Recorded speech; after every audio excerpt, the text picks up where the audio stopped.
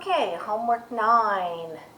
We're getting there, not too much more, and we'll be done with the course. So homework 9 is dealing with looking at triangles from a trigonometry perspective. And trigonometry is a subject that is used a lot. If you've ever seen a plot map of your land, it has surveying lines around it. Surveyors use trigonometry to find out where your boundary lines are to your property. So surveying is a very important job because it determines where your boundary lines are, and good boundary lines make good neighbors because you know where your boundaries are, so there's no dispute. And that's a good thing, okay? So surveyors use it. They have certain tools that they use to be able to figure this out, and they use trigonometry. Okay, so the first thing we're going to look at finding things about right triangles by using the trigonometry functions. We're only going to look at 3 of those functions.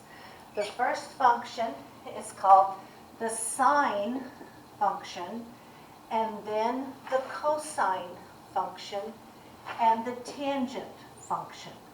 Okay? So, these are all based on a right triangle. Here's my right angle, and so we have the hypotenuse, which is the side opposite the right angle. The angle we're going to choose is this one. We're going to name it theta, which is a Greek letter. From this angle, your other 2 sides, the one that is opposite that angle is called the opposite side. And the one that is beside that angle, that is not the hypotenuse, is called the adjacent side.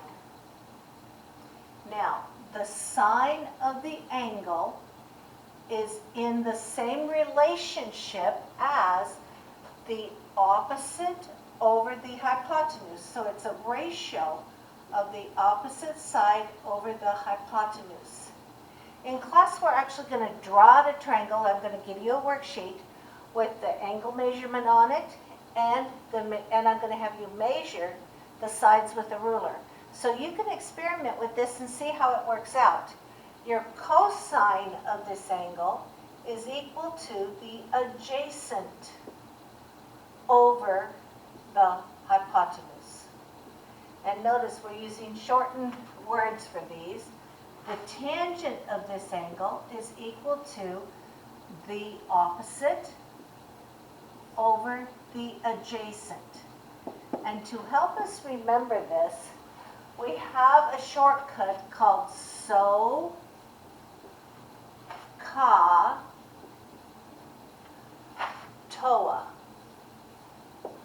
Sine of the angle is equal to the opposite over the hypotenuse.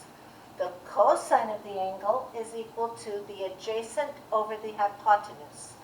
And the tangent of the angle is equal to the opposite over the adjacent, okay? So these are these 3 trig relationships that we are going to use to be able to figure all 3 sides of the triangle and all 3 angles. This one is always 90 degrees.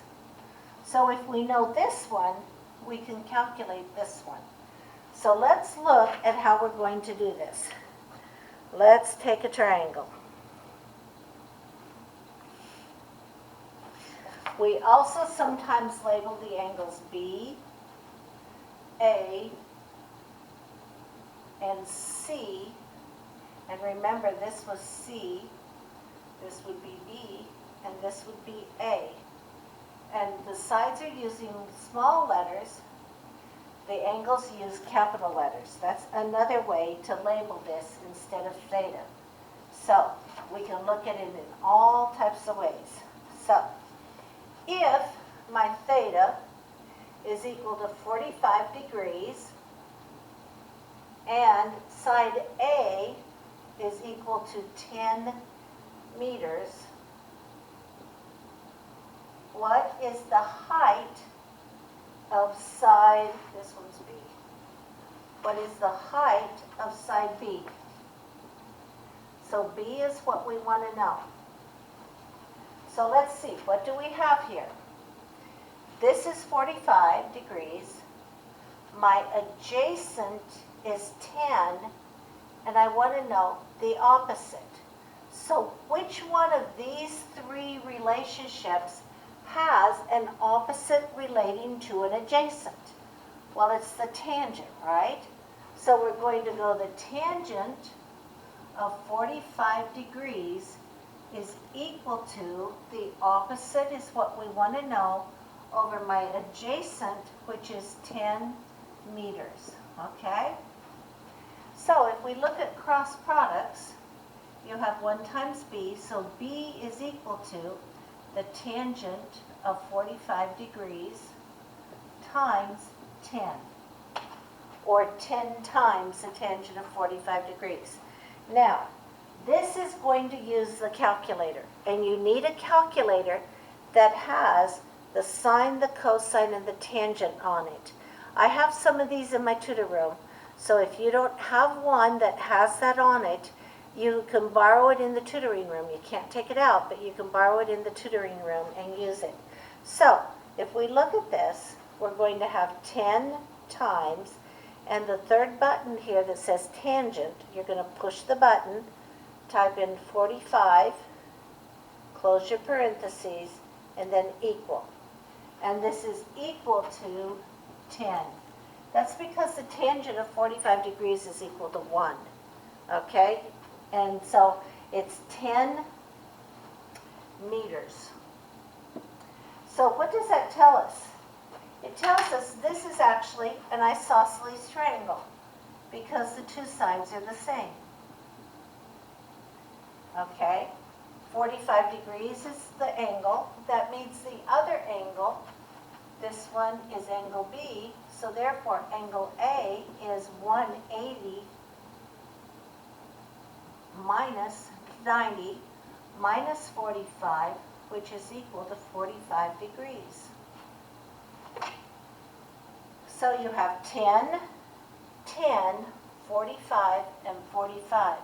The last one we could do is the hypotenuse. And we can either do the cosine of this or the sine of that and get the hypotenuse, or we can use the Pythagorean theorem. Either one would be good. Let's go ahead and use let's go cosine. Cosine of 45 degrees is equal to my adjacent, which is 10, over my hypotenuse, which I don't know.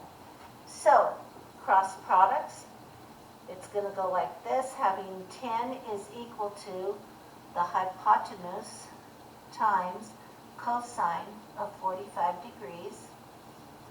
So divide by cosine of 45 degrees,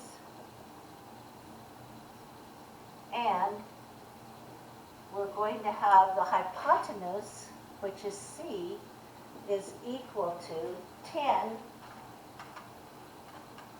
divided by the cosine of 45 degrees. And again, I took my calculator and I typed in what had to be typed in. And I don't know if you can see it very clearly, but you type in 10 times and then cosine and type in the 45 degrees, hit your equal, and I get 10 square root of 2, which is approximately equal to 14.14 meters. So my hypotenuse then is 14 by 14 meters.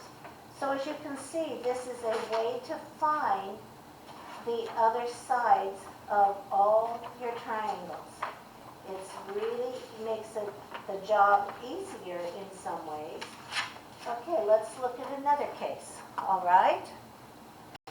Using these same things. I'm going to try to leave those up there so you can look at it.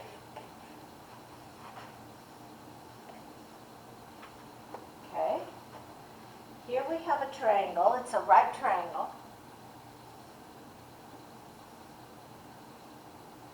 I have 7 and 24 and a hypotenuse of 25. Okay, And we want to know the angle. This is angle A, and this is the opposite, the adjacent, and the hypotenuse. And we want to know the sine of that angle.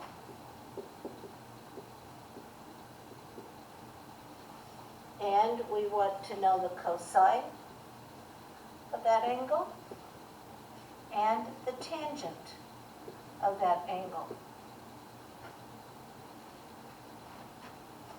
And in this case, all we're going to do is write down the ratios.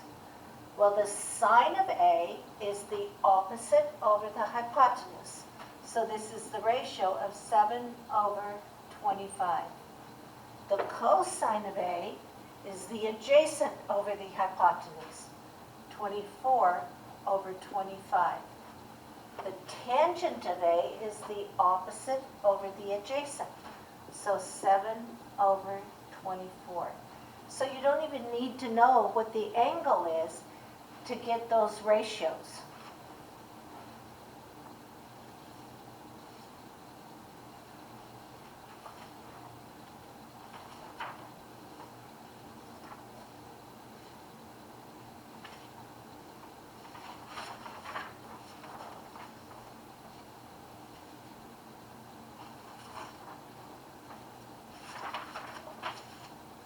Okay. Now, what if we wanted to know the actual measurement of angle A? Now we have what's called an inverse. The inverse function will be sine to the -1, and then you put in the ratio that you have, and that will then give you the degree measure of that particular angle. So let's see what that would be. And again, on your triangle, your inverse functions are usually above the sine, cosine, tangent functions, and those inverse functions are usually accessed with either a shift key or something that matches the color of that. So inverse of sine gives me sine -1 with my parentheses, and then I'm going to type in my ratio, 7/25, close my parentheses, and now hit my equal sign, and I get 16.26 degrees. Now, depending upon what they tell you, they may tell you to round it to the nearest whole number. If that's the case, this is approximately equal to 16 degrees. Okay, to find the other one, if we wanted to do the cosine of that angle, it should be the same. Cosine inverse of 24/25. It should give us the exact same number. So let's try that. Cosine and 24/25. And this is equal to 16.26. Okay, you see, it should give you the same thing whether you use the sine, cosine, or tangent. Let's do the inverse tangent, and that one is 7/24. And it should give us the same thing. Inverse tangent, and 7, delete that, over 24. And that is also equal to 16.26 degrees. Now that we know this one is 16 degrees if we round it to the closest one, since this is 90, 180 minus 90 means these two angles have to add to 90 degrees. They're complementary. So 90 minus 16 is going to give you, let's see, that's 74 degrees.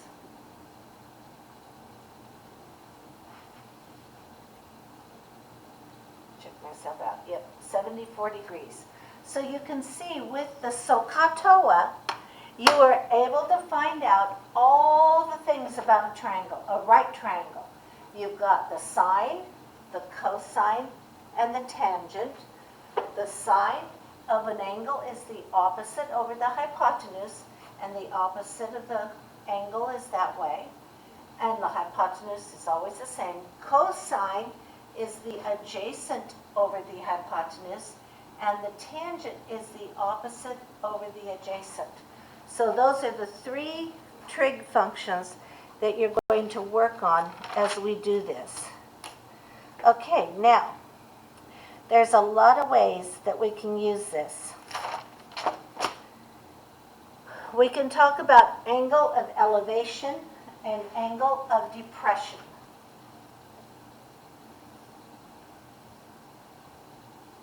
And this is used, again, in surveying. When they're surveying to build roads and things, they will then use these angles of elevation and angles of depression. In the military, they use it to be able to sight guns in to get the trajectory to be able to lob the shell where they wanted it to go. So there's a lot of use for this. Now, if we look at this kind of a triangle, this angle is the angle of elevation. It is the part that is above the baseline. This is your baseline, so it's above the baseline. Now, if my baseline is up here, this would be an angle of depression. It's below your baseline. And that would be the angle of depression. Angle of elevation, angle of depression. Okay, I've got 16 meters as my flagpole. My shadow is 12 meters. And I want to know what is my angle of elevation from this point to the top of the flagpole. Okay, again, I'm talking about this angle, and it's the opposite over the adjacent. So, my tangent, inverse tangent of the ratio, which is 16 over 12, is going to equal my degree measurement. Again, grabbing your calculator, you can see this is a lot of calculator work. Inverse tangent, and I have 16 over 12. And notice I didn't bother to reduce the fraction, just used it the way it is. And this is 53.13 degrees. If we round to the closest, it's 53 degrees. So this angle would be 53 degrees, would be your angle of elevation.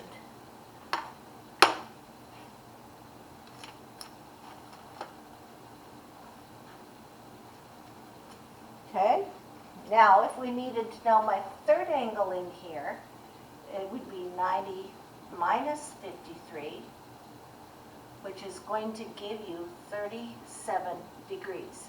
Remember, when you have a right triangle, 180 minus 90 leaves only 90 degrees for your other two angles, and every one of them will be the same way. Okay, so we can use this for a lot of things. Angle of elevation, angle of depression, above the horizontal, below the horizontal.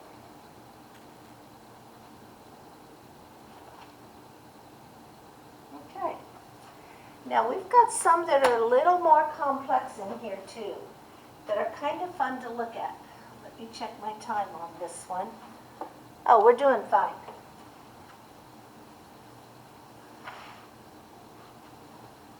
Okay, let's look at this.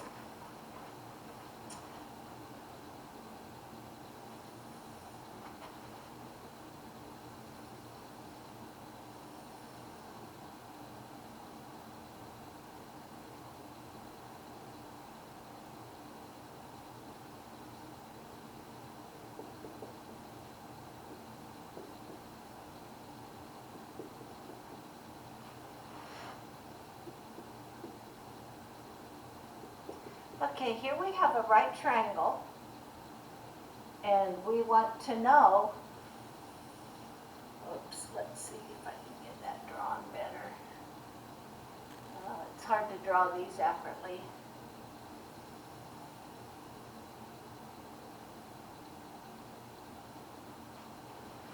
Okay.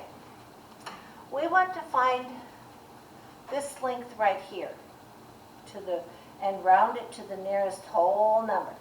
So what are we going to do? Well, obviously, we're going to be working with the tangent of my theta, which is equal to my opposite over my adjacent. Okay, we are given that this angle here is 23 degrees. This whole angle is 26 degrees. Okay, so what's happening here?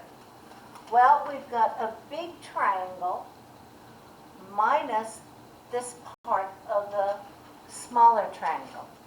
So let's look at this. Our small triangle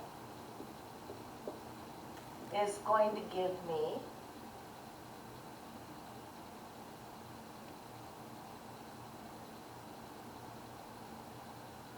I didn't know this one when I started. We didn't know this one either. We had to figure it. So my small triangle was equal to my tangent of 23 degrees was equal to my opposite over 750.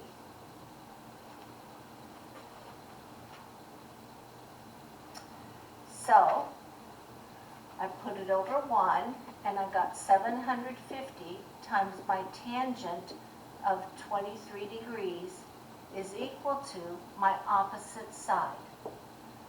When I multiplied that, I got the opposite was equal to 318 units. And see, I rounded to the nearest whole number. So this is 318 units. Now, I'm going to look at my large triangle, which is my 26 degrees, and again, my tangent of 26 degrees is equal to my opposite, which is 318 plus x, over my 750, which is my adjacent. Again, cross products, and I get 750 times my tangent of 26 degrees is equal to 318 plus x. Okay, now I want to subtract 318 from both sides, and so I'm going to end up with x is equal to 750 times my tangent of 26 degrees minus my 318. So let's see what the calculator tells us that is going to be. Okay, calculator. 750 times tangent of 26, close it, and then minus 318 is 47.79.